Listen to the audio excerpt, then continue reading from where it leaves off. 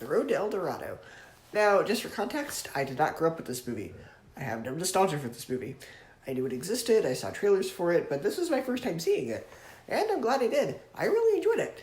It's a fun adventure, has catchy songs, two very funny main characters, and a pretty solid story. Now, there are a few things that I have problems with. For one, it's never explained why this civilization just immediately jumps to the conclusion that the two main characters are gods. Like, they show up and they're worshipped, and the two main characters decide to just kind of go along with it, but it's never explained why they think this. It's kind of important info. It's not like there's this prophecy or anything. They don't explain, oh yeah, 1,000 years ago there was this prophecy that said you were going to show up. Like, they just kind of are like, oh, these two random dudes showed up and they're gods. Like, why though?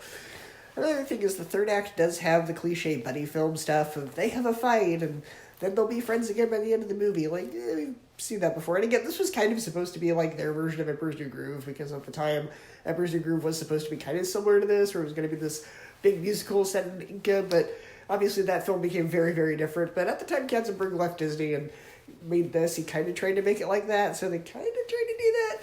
And I can see some of the similarities to Emperor's New Groove, even though at the end of the day they're very, very different.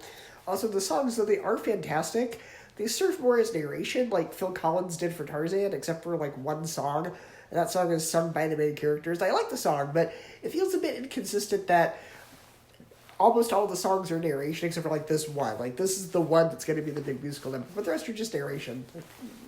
Probably should have chosen one or the other. But this is still a fun adventure, and the two main characters work very well off of each other. Their comedic timing is great, they're very snappy. So even though it has a few plot holes and cliches, I still think Road to El Dorado is golden.